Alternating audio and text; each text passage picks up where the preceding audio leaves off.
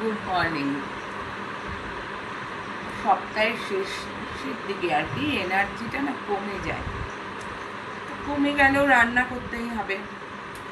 তাই চা খেতে খেতে ভেবে নিলাম কি কি রান্না করব। আজকে আমি তোমাদের সাথে কমন একটা রান্না, কিন্তু আমি কিভাবে করেছি সেটা শেয়ার করব। তার জন্য তোমরা আমার সাথে একটু রান্নাঘরে চলো। যদিও রান্নাটা কিন্তু ভেজ, নিরামিষ করেই করেছি।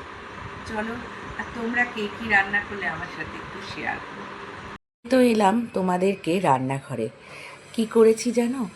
2 প্যাকেট দুধকে ছানা কাটিয়ে নিয়েছি।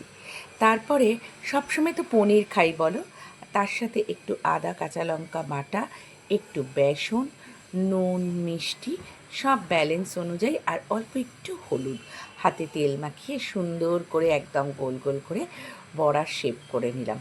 তবে ছানাটা কাটানোর পর অনেকক্ষণ কিন্তু আমি একটা কাপড়ের মধ্যে বেঁধে রেখে দিয়েছিলাম। তারপর খুব হাতে সুন্দর করে মেখে ছানাটাকে নরম করে নিয়েছি। তারপর সব ইনগ্রিডিয়েন্টসগুলো অ্যাড করেছি। তাতে কি হয় জানো তো, বলটা করতে কিন্তু খুব সুবিধা হয়, আর বলগুলো একদম ঝোলে দিলেও ভেঙে যাবে না।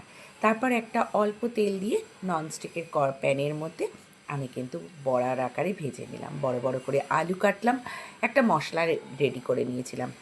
আদা জিরে বাটা, ধনে গুঁড়ো, কাঁচা লঙ্কা, নুন হলুদ কাশ্মীরি লঙ্কা একসাথে দিয়ে, আর 3-4টে চেরা কাঁচা লঙ্কা দিয়ে বেশ কিছুক্ষণ ভিজিয়ে রেখেছিলাম। মা বলতো এইভাবে মশলা ভিজিয়ে রাখলে গ্রেভিটাও বেশ সুন্দর হয়, আর মশলার থেকে একটা সুন্দর নিজস্ব স্বাদ বের হয়। এটাই আমি শিখেছি আর এইভাবেই করি। বেশ কিছুক্ষণ কষিয়ে নিয়ে গরম জল দিলাম। তোমরা তো জানো আমি রান্নায় খুব একটা ঠান্ডা জল ব্যবহার করি না। তারপর আলুগুলো সেদ্ধ হয়ে গেলে ওপর থেকে দিয়ে দিলাম বড়াগুলো। তবে একদম যখন গ্রেভিটা ঠিকঠাক এসে যাবে তখন কিন্তু বড়াগুলো দিয়ে 2-3 মিনিট ফুটিয়ে নিলাম। মিষ্টি দিলাম, বেশ কিছুটা ঘি দিলাম। আমার রান্না রেডি। তোমরাও খেয়ে বলো আমাকে।